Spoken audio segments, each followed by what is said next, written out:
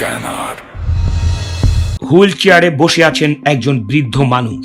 চোখ দুটি ফুলে প্রায় বুজে গেছে। পাশে রয়েছে নিরাপত্তা রক্ষী, তাদের মুখে হাসি। এই মানুষটি কি শুধুই একজন বন্দী? না, তিনি ইমরান খান, একজন কিংবদন্তি, একজন সত্যিকারের অলরাউন্ডার। তিনি সেই ইমরান যিনি একদিন ক্রিকেটের মাঠ কাঁপিয়েছিলেন, যার রান আপ ছিল কবিতার মতো, যার বোলিং ছিল বজ্রপাতের মতো, যার ব্যক্তিত্ব ছিল এক কথায় ক্যারিশমাটিক। ক্রিকেটের মতোই তার সুদর্শন চেহারা আর তুখোর স্মার্ট ব্যক্তিত্ব দিয়ে তিনি হরণ করে নিয়েছিলেন সারা পৃথিবীর অজস্র তরুণীর হৃদয়। 70-এর দশকের শেষ ভাগ থেকে 90 তিনি শুধু একজন ক্রিকেটার নন, তিনি ছিলেন এক স্বপ্ন।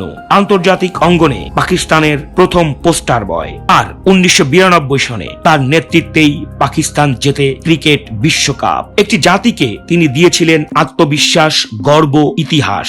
কিন্তু আজ তিনি কারাগারে, দুর্নীতির একাধিক মামলায় দণ্ডিত। তবে যতটা না দুর্নীতি, তার বেশি রাজনৈতিক প্রতিকূলতা আর প্রতিহিংসা পরায়ণতা, এমনটাই মনে করেন সাধারণ মানুষ এবং তার ভক্তরা। তার পরিবার অভিযোগ করছে ঠিকমতো চিকিৎসা হচ্ছে না, দেখা করার সুযোগ নেই, এমনকি তাকে ফাঁসির আসামির ডেড সেলে রাখা হয়েছে। সরকার অবশ্য সব অভিযোগ উড়িয়ে দিয়েছে। তবু প্রশ্ন থেকেই যায়, একজন প্রাক্তন প্রধানমন্ত্রী, একজন বিশ্বকাপ জয়ী অধিনায়ক, একজন আন্তর্জাতিক আইকনের কি এই অবস্থা প্রাপ্য? এই অমানবিকতার মাঝেই এলো অন্য এক আলো। বিশ্ব ক্রিকেটের 14 জন প্রাক্তন অধিনায়ক পাকিস্তানের বর্তমান প্রধানমন্ত্রীকে খোলা চিঠি লিখেছেন। উদ্যোগ নিয়েছেন সাবেক অস্ট্রেলিয়ান অধিনায়ক গ্রেগ চ্যাপেল, আর এতে সংহতি জানিয়ে সই করেছেন বিশ্ব ক্রিকেটের কিংবদন্তিরা, যাদের মধ্যে রয়েছেন sir Clive Lloyd, Allan Border, Ian Chappell, Steve Waugh, Michael Atherton, Nasser Hussain, Kapil Dev, Sunil Gavaskar, আরো অনেকে।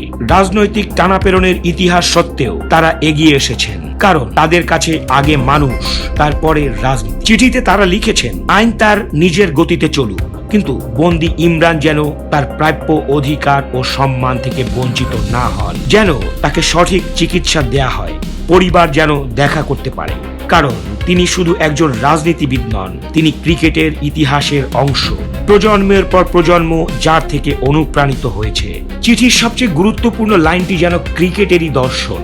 স্টাম্প তুলে নেওয়া হলে শেষ হয়, কিন্তু পারস্পরিক শ্রদ্ধা থেকেই যায়। আজ যখন ভারত পাকিস্তান ম্যাচে করমর্দন নিয়েও বিতর্ক হয়, তখন এই 14 জন প্রাক্তন অধিনায়কের অবস্থান মনে করিয়ে দেয়, ক্রিকেট শুধু একটি খেলা নয়, এটি সম্পর্কের সেতু। একটি সেতু যার দুপাশে রাজনীতির জন্য নো এন্ট্রি লেখা থাকে। ইমরান খানের রাজনৈতিক সাফল্য বা ব্যর্থতা নিয়ে বিতর্ক থাকতেই পারে, কিন্তু তার কৃতিত্ব, তার নেতৃত্ব, তার ক্রিকেট ঐতিহ্য যা কখনো অস্বীকার করা যায় না। হুইল চেয়ারে বসে থাকা আজকের ইমরান যেন সময়ের নির্মমতার প্রতীক, কিন্তু তার অতীত, তার অর্জন, তার প্রভাব তা এখনো অমলিন।